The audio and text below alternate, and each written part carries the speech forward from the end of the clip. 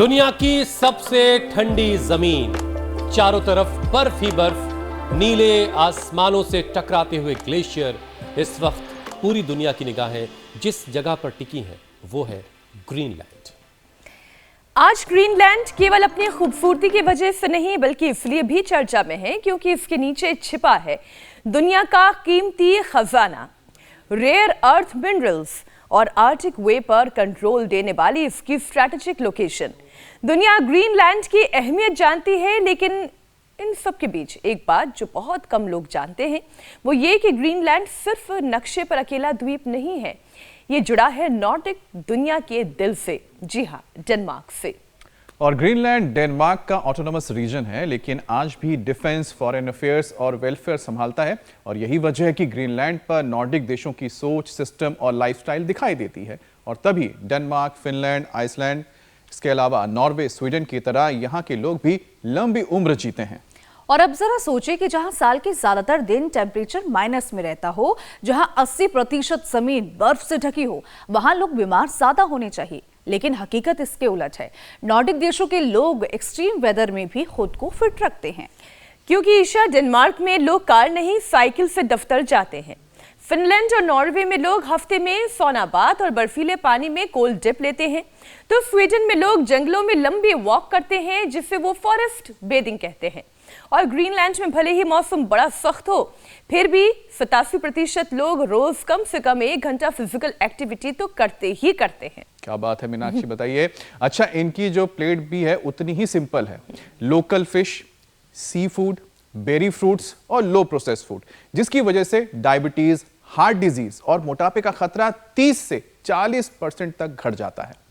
मतलब ये कि आप हमारे सामने जो गोला देख रहे थे उसका एक हिस्सा ऐसा कमाल का है जहां बर्फ ही बर्फ है, जहां पर बीमारी होनी चाहिए थी लेकिन वहां बीमारी नहीं, वहां सेहत ही सेहत है।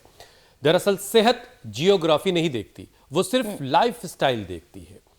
और स्वामी जी रोजाना आपको बताते हैं। स्वामी जी देखिए, अमेरिकी राष्ट्रपति ट्रंप की दिलचस्पी ग्रीनलैंड को अंतर्राष्ट्रीय सुर्खियों में ला चुकी है, जो न सिर्फ अपने बर्फीले द्वीप के लिए बल्कि अपनी रहस्यमयी मनमोहक खूबसूरती के लिए भी जानी जाती है। लेकिन जो इस देश से हम भारतीयों को सीखने की जरूरत है वो ये है कि जब ग्रीनलैंड में रहने वाले लोग -20 डिग्री सेल्सियस के तापमान में भी रोजाना 1 घंटा अपने लिए निकालते हैं, वर्कआउट करते हैं, तो फिर सालों भर जहां सुहाना मौसम रहता है वहां रोजाना योग, प्राणायाम और एक्सरसाइज क्यों नहीं किया जा सकता?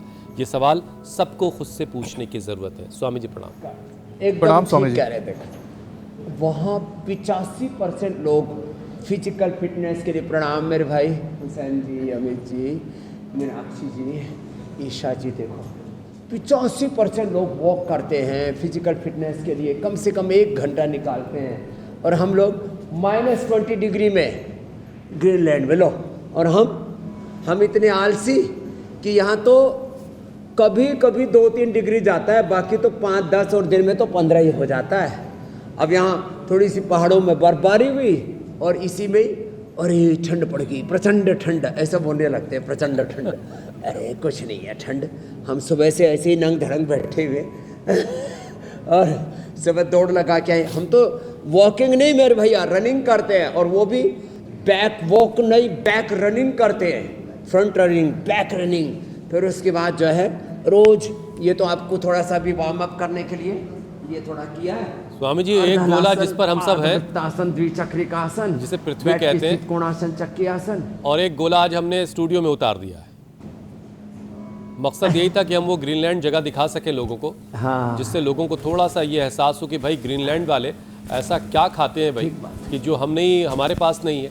फिर हम वर्कआउट क्यों नहीं करते, हम अभ्यास क्यों नहीं करते, हम दौड़ क्यों नहीं लगाते, हम बीमार क्यों हो जाते हैं इतनी जल्दी, जबकि -20 वाले जो हैं वो बेहतरीन जिंदगी जी रहे हैं।